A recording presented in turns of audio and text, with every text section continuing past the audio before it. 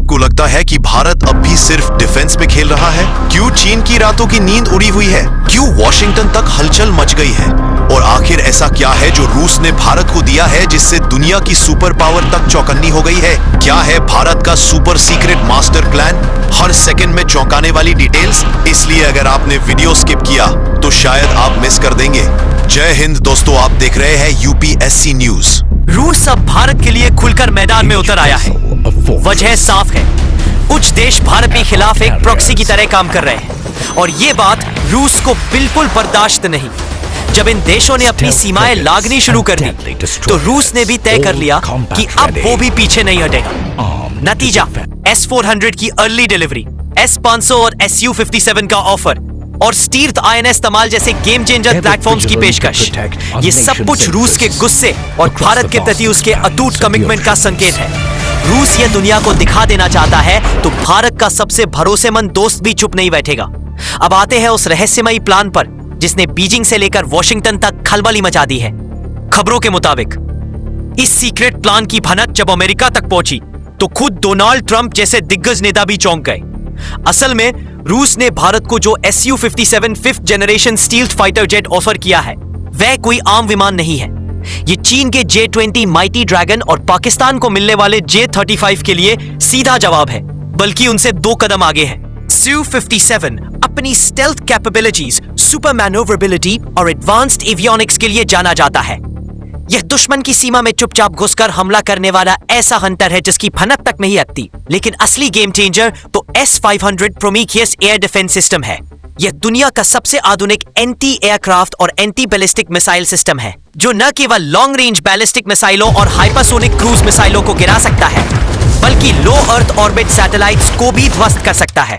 सबसे बड़ी बात यह है कि रूस S-500 की कुछ टेक्नोलॉजी भारत को ट्रांसफर करने और इसके कुछ कंपोनेंट्स को मेक इन इंडिया के तहत भारत में बनाने पर गंभीरता से विचार कर रहा है। यह प्लान इतना सीक्रेट और पावरफुल है कि जब इसकी डिटेल्स बाहर आई तो सिर्फ चीन ही नहीं, अमेरिका में भी हलचल मच गई। अगर भारत के पास यह टेक्नोलॉजी आ गई तो ग्लोबल पावर डायनामिक्स पूरी तरह बदल सकते हैं। रूस का यह मास्टर स्ट्रोक भारत को न सिर्फ डिफेंसिव तौर पर मजबूत बनाएगा बल्कि चीन के खिलाफ एक आक्रामक बढ़त भी देगा। अब बात करते हैं उस समुद्री ब्रह्मास्त्र की जिसके नाम से ही दुश्मन थर्रा उठते हैं, स्टील्थ INS तमाल। ये कोई आम वॉरशिप नहीं है, ये है भारत का latest stealth guided missile brigade जो रूस की धरती पर तैयार हुआ है और ऑपरेशन सिंदूर पार्ट 2 जैसे किसी बड़े अभियान से ठीक पहले भारतीय नौसेना की ताकत बढ़ाने के लिए रवाना कर दिया गया है। रिपोर्ट्स के मुताबिक स्टील्थ INS तमाल ने अपने सभी सी ट्रायल्स सफलतापूर्वक पूरे कर लिए हैं और जल्द ही इसे भारतीय नौसेना में आधिकारिक रूप से शामिल कर लिया जाएगा। स्टील्थ टेक्नोलॉजी से लैस ये युद्धपोत रडार की पकड़ से बचते हुए दुश्मन के क्षेत्र में चुपचाप घुसकर तबाही मचाने में सक्षम है। ये तलवार क्लास ब्रिगेड्स का एडवांस्ड वर्जन है जो ब्रह्मोस जैसी सुपरसोनिक क्रूज मिसाइलों से लैस होगा जो 300 से 500 किलोमीटर दूर तक दुश्मन को सेकेंडों में ध्वस्त कर सकती है। इसके अलावा इसमें लेटेस्ट सरफेस टू एयर मिसाइलें, एंटी सबमरीन हथियार और high calibre rapid fire gun भी लगे होंगे। इसकी ताकत का अंदाजा इस बात से लगाया जा सकता है कि यह अकेला ही एक बड़े क्षेत्र पर कब्जा जमा सकता है और दुश्मन के जहाजों, पनडुब्बियों और लड़ाकू विमानों के लिए काल साबित हो सकता है। ऑपरेशन सिंदूर पार्ट 2 की सफलता के लिए नेवल सुपीरियरिटी अनिवार्य है और INS तमाल भारत को वह बढ़त देगा। इसकी टाइमिंग पर ध्यान दीजिए।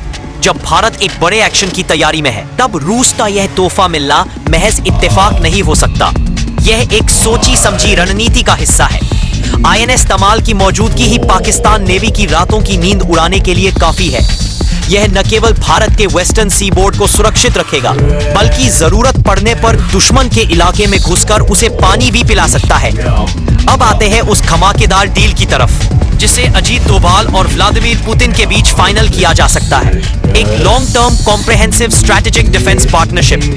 यह सिर्फ Su-57, S-500 या INS तमाल तक सीमित नहीं रहने वाली। इसमें शामिल होंगे एडवांस्ड हथियारों की supply, joint research and development, critical technology का ट्रांसफर और यहाँ तक कि स्पेस वॉरफेयर और साइबर सिक्योरिटी जैसे भविष्य के डोमेन में सहयोग।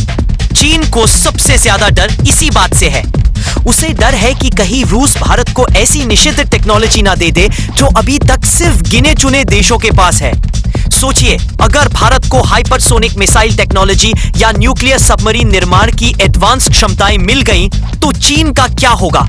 पुतिन और डोभाल की यह मीटिंग कुछ ऐसे ही गेम चेंजिंग फैसलों पर मुहर लगा सकती है। फैसले जो पाकिस्तान को पूरी तरह से न्यूट्रलाइज कर देंगे और चीन को उसकी सीमाएं याद दिला देंगे। भारत को वह मिलिट्री एज दिलाएंगे जिसकी बराबरी करना किसी के लिए भी आसान नहीं होगा। और चीन अच्छी तरह जानता है, जब डोभाल किसी मिशन पर निकलते हैं तो दुनिया की चाल बदल जाती है।